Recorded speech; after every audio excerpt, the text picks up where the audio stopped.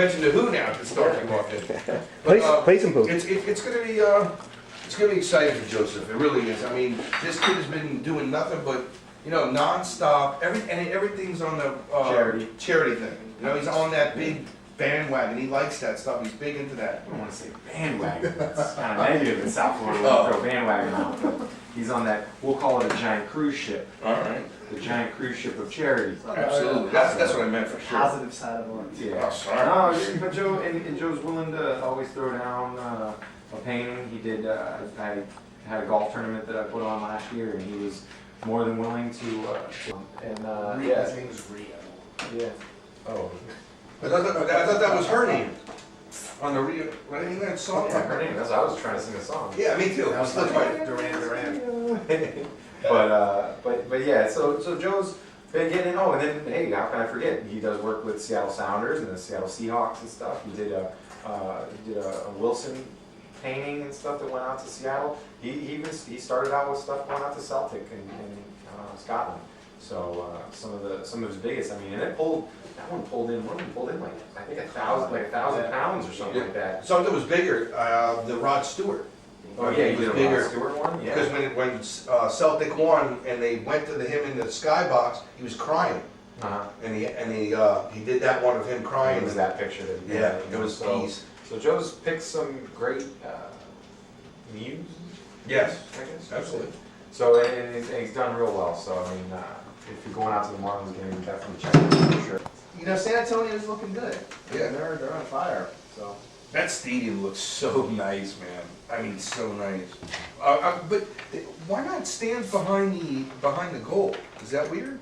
that one side Yeah. doesn't have anything. There's all expansion. That stadium's built for future stuff. So I don't know. It could be, it could not be. I know there's pictures of phase 1, phase 2, phase 3, phase 4.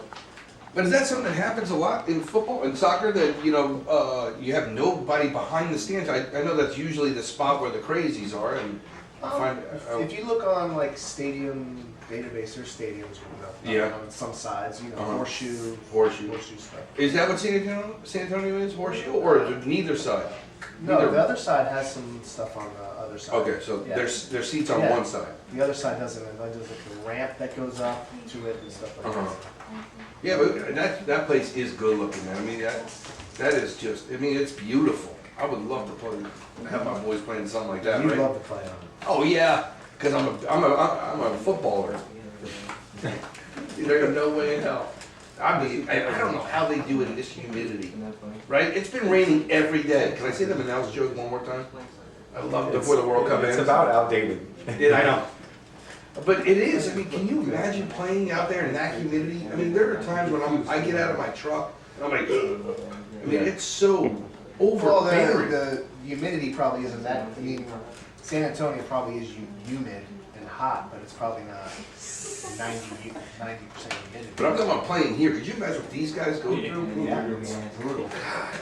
I mean, it is. The humidity, I don't know. Maybe, I don't know if I'm getting older or it's getting worse, but it feels like it's humider. I just want to know what humidity is, because I just keep hearing humidity and not humidity. Humidity is a color. That's something you do with colors, hues. Or somewhere you put cigars or something like that. Humidifier. Yeah. No, that's what you use when you have a sore throat. Oh. I don't know. Or Monica's vagina. We started off. Now we're back to cigars. I was thinking about humidifiers. And that's the first thing that pops into my mind. Humidor. Oh, humid whore. Where are we going? We lost it. We started off kind of good. I was like, all right, just don't let it. You mean go. the show? No, the game. Oh, okay. Started off kind of good, and then inside when I was watching, like, don't let it go, don't let it go. Then it's gonna be over. Once that first goal, then it kind of went in, and it was, I don't know. It was just, I don't know what I did Saturday. For some reason, I forgot there was a game on, so I'm gonna be useless. But I'll be stat boy because I'm looking at this interesting stat sheet that the Strikers have up on the page, and they show these percentages, and you look at it and you think, without looking at the score, we did pretty good. 7 corners to no corners, right? 7 corners and no corners. 82% of 82 attacks versus 76 attacks on the Strikers. Time of possession in there? Yeah, time Yeah. of possession, it was close. Where did it go? It was close. It was about mid, but you know. We've been having a Strikers lot had of a bad shot. breaks. We got a woodwork shot. They list as one. Shots on target. The strikers had 6 to their 4. And Fafa hit one at the end. It would have been 2-1 really at the end to get the post. I mean, Oh, here you go. Possession. Yeah, 53 to 47. Not, I mean, no, not, that's still not there. everything else. But you think about our 2 games. Us hitting the frame, Yeah. that guy making the. I mean, that dude was standing on his head last week. Yeah. I mean, that guy was amazing. He made stops that were world class. I mean, that dude was diving around, and that one double save was ridiculous.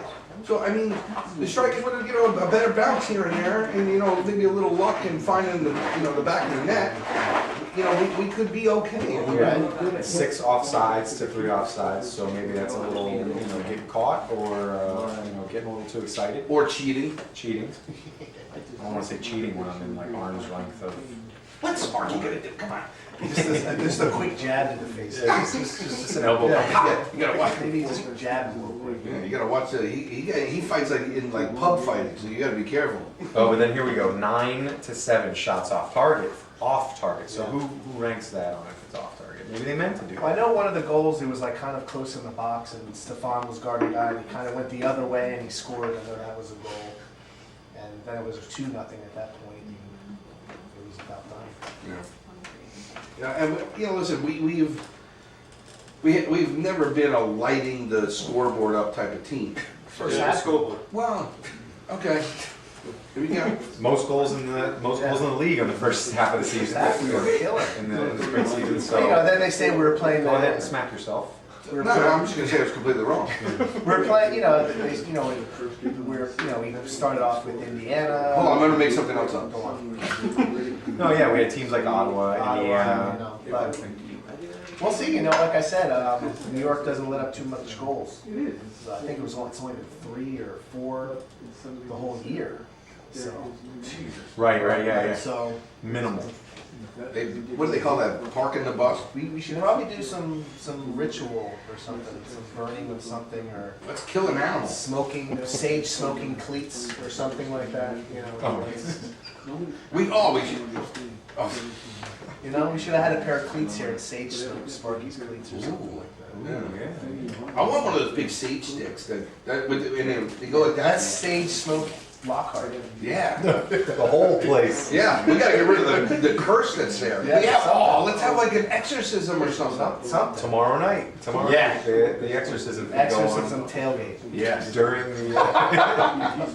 Do some Santa Maria shit. We can all walk around on all fours like the crab walk. We need some goals. We need an explosion of goals. Yeah, we do. We're gonna have a good talk with Sparky today. Yeah. We're gonna get him scoring. What, you want something that's Right. it's And not too that's what I bad. was trying to tell people about with the tailgate and some of the brewers when I talked to them originally.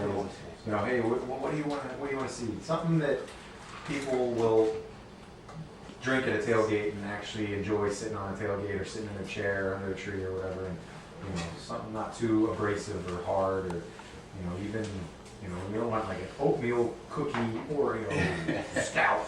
Well, we do like brewing the darker beers. And I don't mind. We're not really a pale ale kind of we really like stouts I'm not and retracting porters. myself. I was just confirming that I like it. We don't score any goals. So Steve's wife likes stouts and porters, and my wife kind of likes fruity beers. So between our hopes of making our wives happy, we tend to come up with some decent ideas, and we're always willing to try stuff. So we've got some other interesting stuff to pour for you. But Midnight City's Cucumber won it last year. Midnight City, I met those guys at one of our local homebrew competitions, and I drank that cucumber beer probably 6 or 8 months ago, and it was excellent. Yeah, It was it was. really a good beer, and I think they won won something. Right. competition. They won ours, and it was very With that beer? yes, and That was fan choice. Yes. Yeah, that was fan choice. and what was really cool about it was I think it was not that far after Funky Buddha did their Cucumber. So it I knew a lot of people liked it. You know what I mean? It was very refreshing and light. Again, a great tailgate type of beer, session beer, and it was awesome because you love that Funky Buddha one, then you taste somebody make that at home, you're like, God damn, man, that's really good. And I just had that Funky Buddha, so I know what good beer tastes like. Well, I guess a good cucumber beer would taste like. And it tastes better or just as good. It was like, wow, man, somebody can really cucumber salad. imitate what a pro does. Some of those things that we decided to put in beer sound really weird at first, and then you taste it and you go, wow, that's actually pretty good. Yeah. One of the ones that we're kind of tooling around with right now for a different competition was one that our friend John put together. He's calling it Pastrami in Your Eye.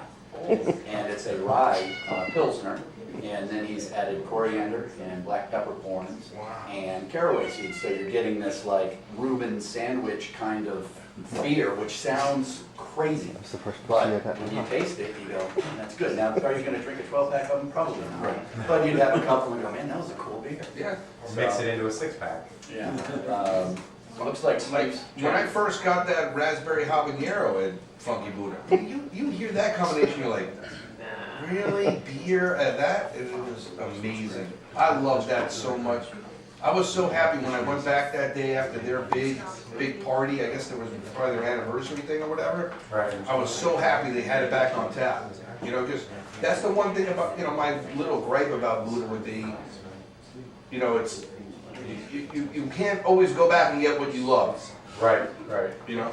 Yeah, they like, you know, but then they're forcing you to try other things, because then you look at the menu and you say, because you might have that home favorite that you're always like, I'm gonna get, you know, like if I go to do stop, oh, I'm gonna get the caramel cream ale, because it's always there. Right.